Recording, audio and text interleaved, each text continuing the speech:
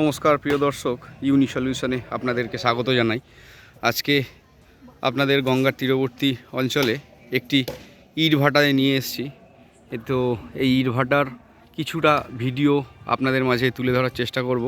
এখানে দেখতে পাচ্ছেন শুকনো ইট, এটা এখনও পাকা হয়নি, মানে পোড়ানো হয়নি। আর ওদিকটাতে আগুন দেওয়া রয়েছে। আর আপনাদেরকে এই ইটের কি সমস্ত বিষয়বস্তু চেষ্টা করব তুলে ধরার জন্য। যদিও অনেক ভিডিওতে আপনারা দেখেছেন ইটভাটার বিভিন্ন ভিডিও, তো আমিও চেষ্টা করছি আপনাদের মাঝে কিছুটা মনোরঞ্জন তুলে ধরার। সাথে থাকুন। এই রকম এই অঞ্চলটাতে এটাতে পুরোটাতে ইট দেওয়া হবে এবং এখানে তারপরে আগুন দেওয়া হবে এবং এর ভিতরগুলোতে এই যতগুলো কক্ষ রয়েছে এর ভিতরে সমস্ত ইট রয়েছে এবং তার ভেতরে আগুন এখনও মনে হয় দেওয়া হয়নি। তো ইট দিয়ে ভিতরে ইট ঢুকিয়ে এরকম মাটি দিয়ে প্রলেপ দিয়ে দেওয়া হয়, যাতে তাপ পুরোটাই ভিতরে থাকে, বাইরে না বেরিয়ে আসে। ছোটোবেলায় সবাই একটা ধাঁধার সম্মুখীন হয়েছিলাম, আপনারাও নিশ্চয়ই জানেন। কাঁচায় তলতল পাকায় সিঁদুর, যে না বলতে পারে সে একটি ধেড়ে ইঁদুর। তো এই দেখছেন কি সুন্দর বিস্কুটের মতন সাজিয়ে রাখা রয়েছে সমস্ত ইট।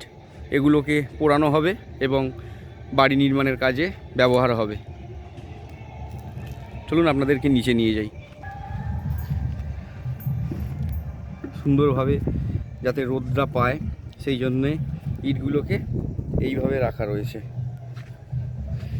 এবং এইখান থেকে উঠে সমস্ত ইট লেবাররা তুলে তাকে নিয়ে চলে যাবে ভাটার ভিতরে। ওই যে দেখালাম ওইখানে, এবং ওখানে গিয়ে এই ইটকে পোড়ানো হবে, পাকা হবে। এই ইটের কোম্পানিটা হচ্ছে দেখুন টিএনবি, এটা এই ভাটার নাম টিএনবি। ওইখানে মাটি কাটার কাজ চলছে এবং ছাঁচ হচ্ছে।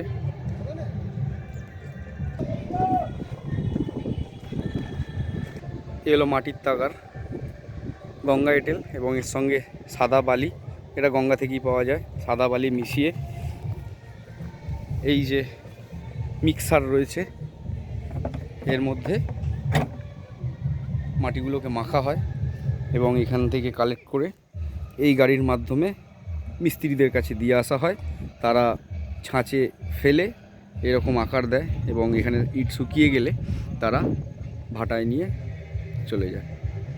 তো টিএনবি ইট হয়তো অনেক উন্নত এবং প্রতি ভাটাতেই 3 থেকে 4 রকমের ইট থাকে। 1 নম্বর কোয়ালিটি, 2 নম্বর, 3 নম্বর এবং ঝামা ইট। সবথেকে ভালো ঝামা ইট, কিন্তু যেহেতু বেঁকা এবং অধিক পুড়ে যাওয়ার কারণে সেই ঝামা ইটগুলো বেঁকে যায়। সেই ইটগুলো কিন্তু কম দামে পাওয়া যায়, কিন্তু বিশ্বাস করুন সেই ঝামা ইট যেগুলো কখনো নোনা লাগে না এবং তাকে ভাঙতেও বেশ কসরত করতে হয়।